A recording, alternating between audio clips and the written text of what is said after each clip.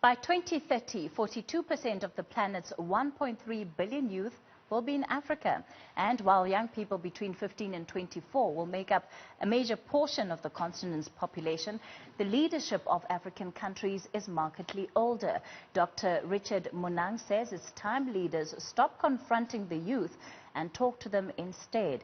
He is the author of Making Africa Work Through the Power of Innovation Volunteerism. He joins me now from Kenya. Good evening, and thank you so much for your time tonight on The Pulse, Dr. Munang.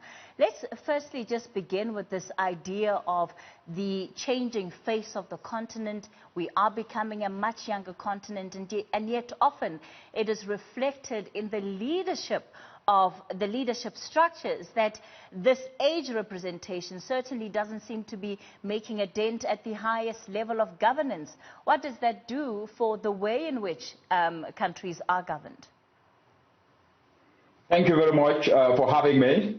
I will start off with an African proverb which goes that he who burns down his house knows why arches cost a fortune.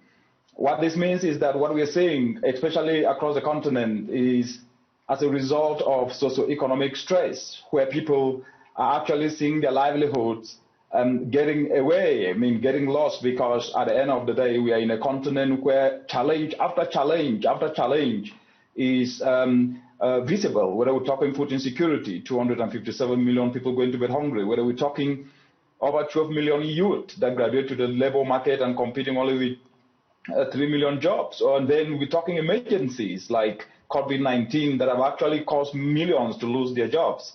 So what we are seeing is socioeconomic stress, where people are actually have reached a point where the anger and the stress is coming out. But more importantly, what needs to be considered here is that government alone is not a repository of solutions.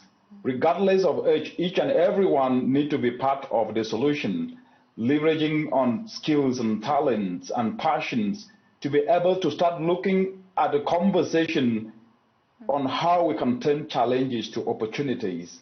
And this is actually what needs to happen, because government and people need to devise solutions together. It's not only government alone, and it's not only youth alone. Everyone needs to be part of the solution process. Absolutely, but often when you speak to young people, it's not that they don't have ideas, it's not even that they're not sharing their ideas, but they're systemically throttled by the governments that they have, and which is why you see a protest like you would in Nigeria, where young people seeing the way in which police are acting and imposing on the human rights of people, take a stand peacefully, and yet they are met with the harshest arm of the law.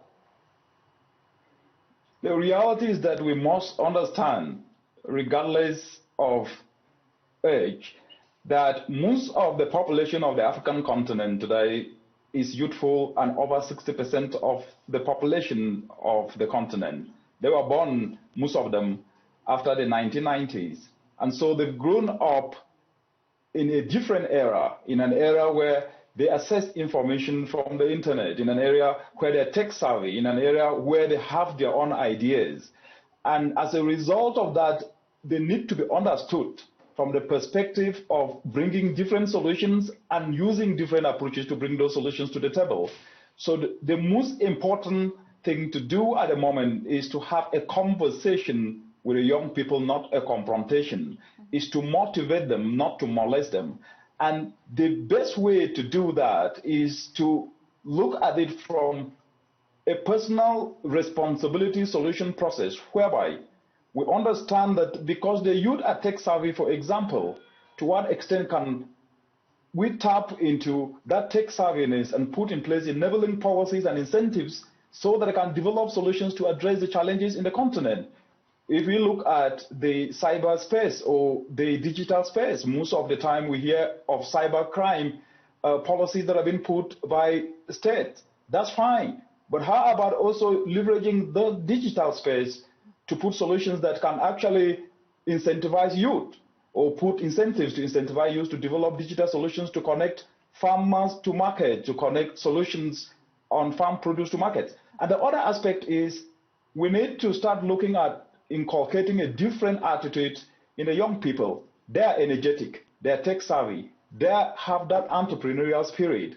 To what extent can we start injecting aspects of selflessness even in the school curricula to ensure that the values that can be integrated to what they already have can make them to see themselves as solution providers and also as being the solutions that we need today. And the last one is that we're not starting from scratch. We need to leverage on what is already there. The role of government is to create an enabling environment and should know that the youth constitute the biggest non-state actors in the entire African continent. And without them, the solution process might actually never really materialize. Dr. Richard Munang, Dr. Richard Munang, let's leave it there for this evening. He's the author of Making Africa Work Through the Power of Innovative Volunteerism.